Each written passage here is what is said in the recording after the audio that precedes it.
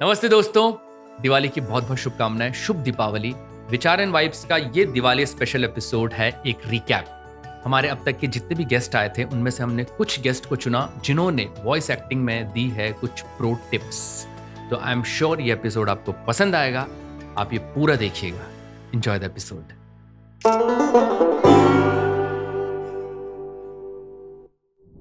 सबसे पहले तो उन लोगों को कि मैं अपने वीडियोस में भी बार बार बोलता हूँ कि जो इस फील्ड में आना चाहते हैं वो 200% तैयार होके आओ, क्योंकि यहाँ पे आके सीधे ही काम मिलना बहुत मुश्किल है और पूरी लाइफ का सवाल है। अगर आप किसी और दूसरी बात, कोई कोचिंग का या जैसा आप उसमें आ जाते हो, ठीक है कोचिंग आप ले लो, लेकिन किसी भी कोचिंग से कोई फर्क नहीं पड़ने वाला। आप खुद जो सीखोगे, जो आपको खुद को आता है, वही काम आएगा। टेक्निकलिटीज आप सीख सकते हो, स्टूडियो में एक दो में एंट्री मिल जाएगी, लेकिन फ्लो जो बनाना है वो आपको टाइम पे, यहाँ पे टाइम देकर ही हो पाएगा। और ये भी सोच लेना कि क्या आप वो सच में काम करना चाहते हो लाइफ लॉन्ग, और लाइफ लॉन्ग क्या ये फील्ड चलेगा, ये भी सोच के आओ यहाँ पे। क्योंकि मतलब मुझे डर लगता है कि यार 19 साल के बच्चे मतलब यहाँ आ जाते हैं और मुझे आके फ़ोन करते हैं, मैं होटल में रुका हुआ हूँ भैया, कहीं ऑडिशन हो रहा है तो बताओ। ऐसे नहीं होता यार, पूरी लाइफ का सवाल है। अभी तो पढ़ो लिखो, ग्रेजुएशन पूरी कर लो, अपने आप को इतना केपेबल बना लो कि कोई भी काम आपको आसानी से मिल जाए, फिर आप शौक के लिए डबिंग कर सकते हो। और हो सकता है तब तक ये डबिंग का फील्ड रहे भी या ना रहे, कुछ कह नहीं सकते। अभी तो जैसा एआई का सीन चल रहा है, आप कुछ नहीं कह सकते। नहीं रहेगा, डबिंग वगैरह चीज़ें रहेंगी, लेकिन अपनी एक्टिंग स्किल्स पे काम कीजिए। हाँ, और 200% मतलब आना है अगर, तो 100 भी नहीं 200% तैयार होके आओ। करेक्ट। क्योंकि जिस दिन आप पहली बार स्टूडियो में, अगर आपको किसी ने बुला भी लिया कि चलो ठीक है आ जाओ वॉइस टेस्ट के लिए, अगर आपने उस दिन, आपको जुकाम हो गया, आपकी ज़ुबान पे छाला हो गया, या आप फंबल कर दिए, या आपने बहुत फास्ट डब कर दिया, या बहुत स्लो कर रहे हो, तो वो पहला इंप्रेशन जो आपका जाएगा स्टूडियो में, अगर आपने बहुत फास्ट कर दिया तो हो सकता है कि वो बोल दे कि यार ये तो छापता है, बहुत फास्ट काम करता है। आपने बहुत स्लो काम किया समझ समझ के, तो बोलेंगे यार इतना स्लो आर्टिस्ट नहीं चाहिए। तो आपको फास्ट परफॉर्मेंस सब कुछ एक साथ तैयारी करके जाना पड़ेगा, और पहली बार में ही ऐसा परफॉर्म करना पड़ेगा कि वो आपको बार बार बुलाएं। तो ये चीज़ है, इसलिए आपको 200-250% जितना तैयार होके आ सकते हो, उसके बाद ही यहाँ पे आओ। यहाँ पे आके प्रैक्टिस मत करना।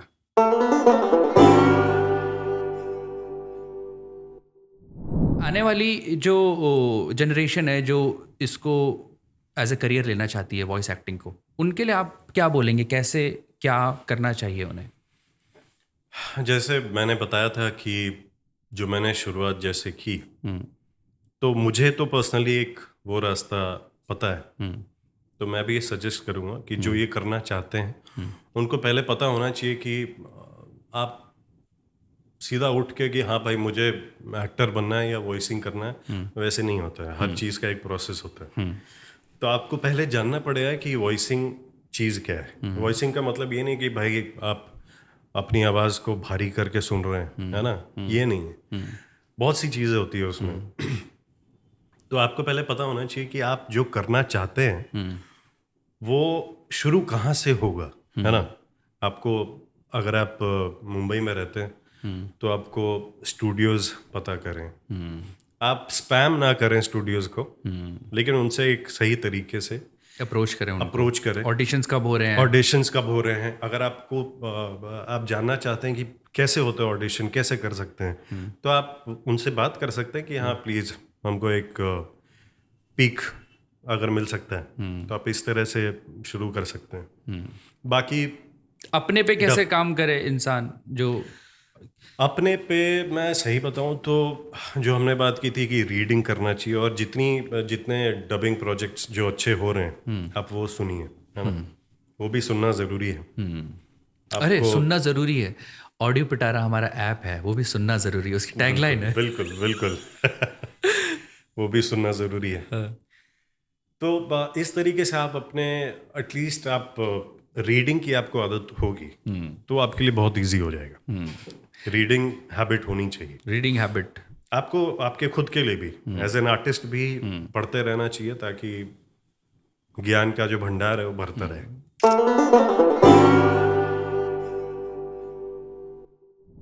एज एन एक्टर या वॉइस एक्टर, आप वॉइस के लिए कुछ करते हैं क्या? प्रैक्टिस करते हैं क्या?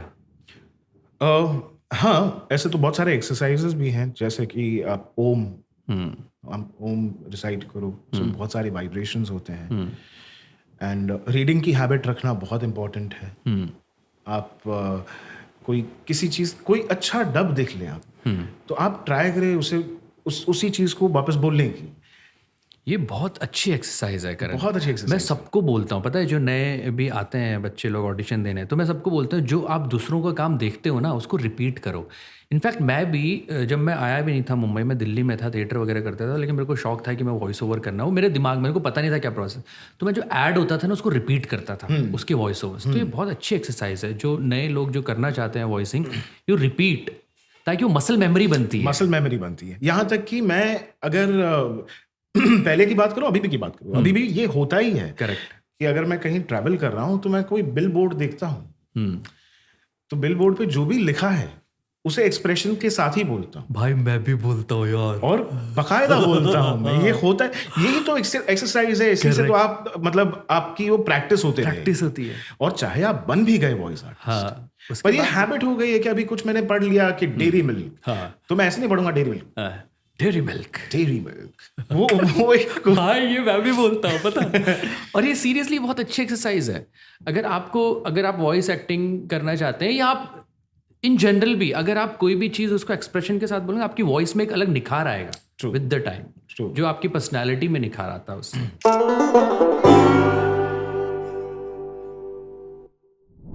कोई भी कैरेक्टर एक वॉइस आर्टिस्ट को कैसे मिलता है, किस बेसिस पे मिलता है? सबसे पहली चीज तो टोनैलिटी उसके आसपास हो, जो मेन कैरेक्टर को हमें डब करना है उसके आसपास हो, उस वॉइस एक्टर की टोनैलिटी हो. हाँ हाँ. मैं मोटा मोटी बता रहा हूँ, मतलब कई बार लोग एक्सपेरिमेंट भी करते हैं कि एकदम अलग आवाज पिक किया और वो अच्छा भी लगता है.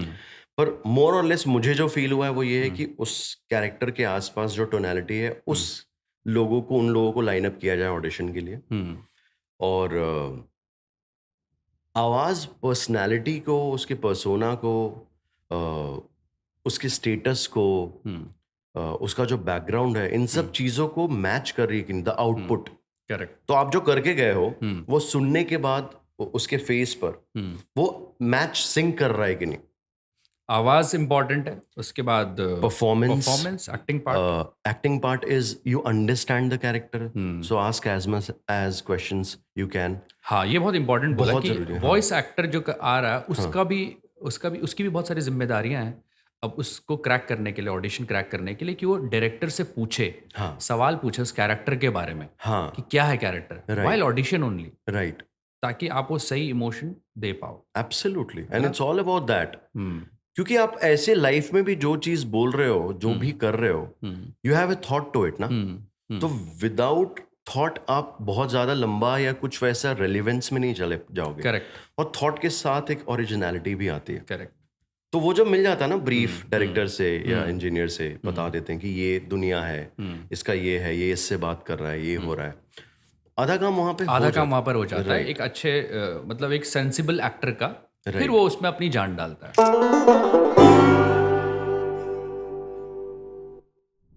एक तरफ एक्टर तो एक्टिंग कर ही रहा है, साथ में जो लोकलाइजेशन के वॉइस एक्टर्स होते हैं उनको भी वो सेम इमोशंस के साथ बहना है, तभी वो परफॉर्मेंस निकलती है. बिल्कुल. नहीं तो फिर आप सामने वाले की परफॉर्मेंस को जीरो कर दोगे अगर आप मैच नहीं करोगे तो. करेक्ट. डबिंग तो वही चीज है ना अमित. क्या होता है, जब मैं एज एन एक्ट्रेस काम करती हूँ कहीं, तो मेरी अपनी परफॉर्मेंस होती है, राइट, कि मैं वो कैरेक्टर बनाऊंगी और वो कैरेक्टर ऐसे चलेगा, ऐसे बोलेगा, ऐसे बात करेगा, ऐसे रोएगा, ऐसे हंसेगा. वो मेरा अपना वजूद है, उस कैरेक्टर का अपना वजूद है उसको बनाने में. करेक्ट. यस. लेकिन जो डबिंग में क्या होता है, आपको उसके अंदर फिट होना है. उनकी बॉडी लैंग्वेज, उनके एक्सप्रेशन, बोलने का स्टाइल. करेक्ट. और सबसे बड़ी चीज बॉडी लैंग्वेज में मैच करनी पड़ती है. राइट.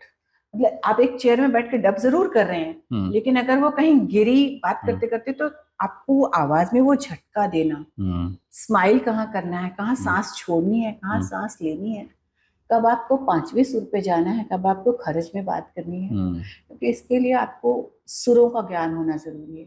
तो ये डबिंग में ये बहुत सुरों का ज्ञान बहुत काम आता है. आपने ये सब म्यूजिक में ही सीखा है? नहीं, थिएटर में हमें सब सिखाते हैं. थिएटर वाला ही नॉलेज आपने वॉइसिंग में अप्लाई किया. Yes, you have to understand the mechanism of dubbing पूरा. डबिंग जैसे एकदम आजकल बहुत हो गया, डबिंग इज नॉट हलवा, बहुत मेहनत का, बहुत डिफिकल्ट स्किल है। नया टैलेंट जो आ रहा है डबिंग इंडस्ट्री में, उसको क्या क्या ऐसी बातें जो ध्यान रखनी पड़ेंगी to become a good dubbing artist? यही सबसे पहले तो सबको जल्दी रहती है, अभी तो काफी अच्छे टैलेंटेड बच्चे आए हैं, लेकिन मैं सिर्फ ये कहना चाहती हूँ, जब आप कहीं कहीं भी जाते हैं किसी कैरेक्टर को डब करने, तो पहले आप कैरेक्टर देखो तो सही। मैं तो आज भी पूछती हूँ क्या है कैरेक्टर, इसका कोई बैकग्राउंड है, इसका कुछ रिलेशन का कुछ है तो मुझे बता दो। कैरेक्टर को समझना वॉइसिंग के लिए कितना जरूरी है? बहुत जरूरी है, बहुत जरूरी है। क्योंकि अगर आपने ऐसे जाके हाँ लाओ चलो पोजेस मार्क करके बोल दिया तो क्या मजा आएगा? तो वो परफॉर्मेंस में कैसे फर्क लाता है मैम, आपको क्या लगता है? बहुत फर्क आता है, डेप्थ आती है आपकी परफॉर्मेंस में, डेप्थ जरूरी है। करेक्ट। आप उससे रिलेट कर पाते हैं अपने आप को। अगर आप ऐसे जाके वो तो फिर डिस्कवरी वाली बात होगी ना कि आपने डिस्क्रिप्टिव नरेशन कर दिया, कैरेक्टर में आप घुसे नहीं, बिना घुसे डायलॉग बोल रहे हैं, तो वो कैरेक्टर को समझना जरूरी है। जस्टिस नहीं होता उसका। नहीं होता। फिर वो मतलब सामने वाला भी देखेगा, बोलेगा यार किसने मेरी ये लैंग्वेज में खराब कर दिया यार सच्ची। अब जैसे मैंने कोहरा जो नेटफ्लिक्स की सीरीज आ रही है, उसमें तो इंग्लिश की डबिंग किसी और से कराई, तो मैंने पूछा किसने करी, बोले नहीं आपकी परफॉर्मेंस को मैच किया उन्होंने। मैंने कहा ठीक है भाई क्या करें। अच्छा। तो वो बहुत अगर सपोज मैं कल को देखूंगा मुझे लगेगा यार अच्छा नहीं किया, तो मैं बोल भी सकती हूँ करेक्ट यार अच्छा नहीं किया। एक्टर्स लोग की जब वॉइस किसी अच्छे एक्सप्रेशन से नहीं बोली जाती तो उनको खराब लगता है, दुख होता ही है।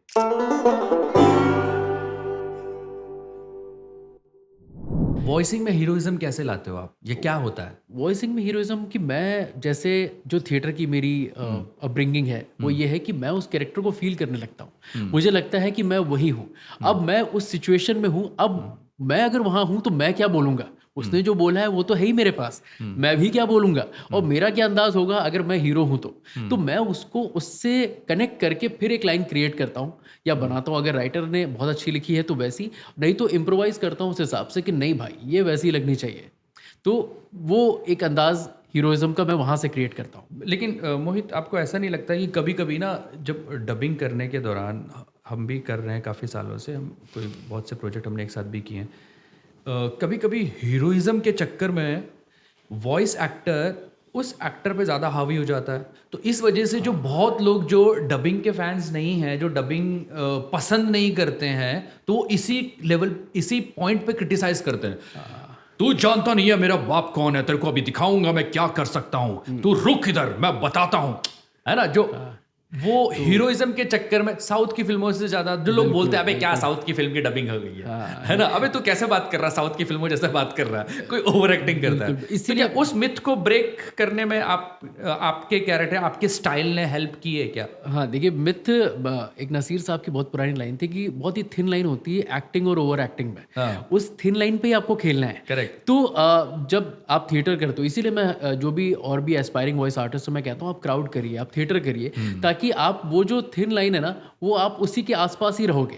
ऊपर कर गए तो ओवर एक्टिंग होगी भाई कि तेरा वहाँ इस तरह से करोगे, और नीचे करोगे तो फिर आप लगोगे नहीं, साउंड नहीं होगे कि आप हीरो बात कर रहा है। इसको अचीव कैसे करना है एज एन एक्टर? अगर मैं बोलूँ, आप जो व्यूअर्स हैं, जो लिसनर्स हैं, उनको अगर आप बताओ इसको अचीव कैसे करना है, एक्टर्स वर्क क्या होगा?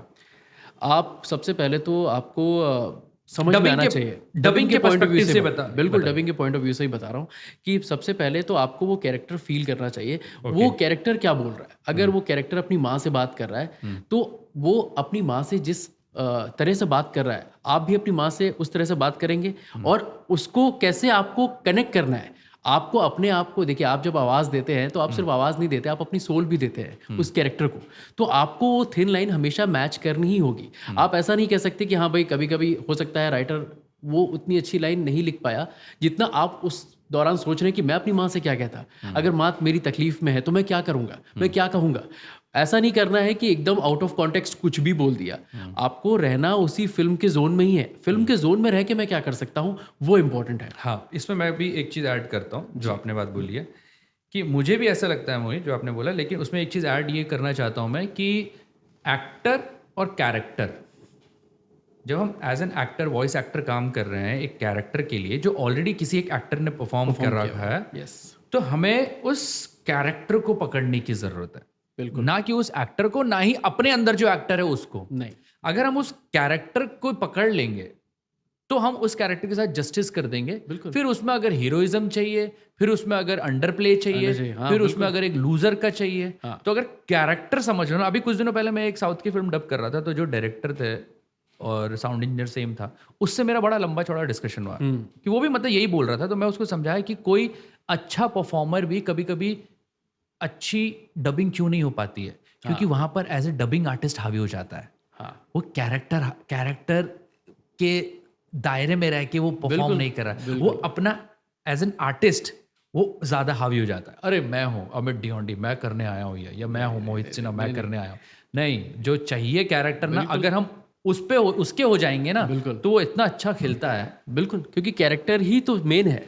वो कैरेक्टर भिखारी का भी हो सकता है, वो कैरेक्टर शॉपकीपर भी हो सकता है, वो कैरेक्टर कुछ भी हो सकता है, कहीं का गोरखा भी हो सकता है, कुछ भी हो सकता है।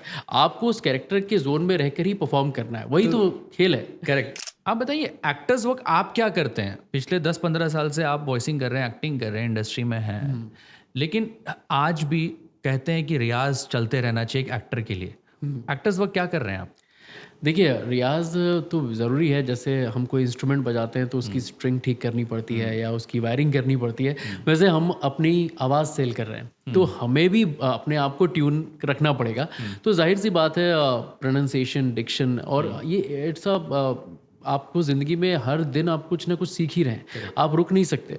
मैं हर रोज़ कुछ ना कुछ सीखता हूँ। मैं ऐसा नहीं कह रहा कि मैं बहुत ज़्यादा सीख गया हूँ, मैं आपसे भी सीख रहा हूँ। मैं हर उस नए बंदे से सीख रहा हूँ जो कि मुझे, अगर वो नया डायरेक्टर भी है, अगर मुझे कुछ नई चीज़ बता रहा है तो मैं सीख रहा हूँ। तो सीखना पहले बंद नहीं करना चाहिए। सबसे पहले तो मैं ये कहूँगा कि आप कितने भी बड़े हों, अगर कोई आपको चीटी भी सिखा के जा रही है, भले आप आती है, तो आप उससे सीखिए।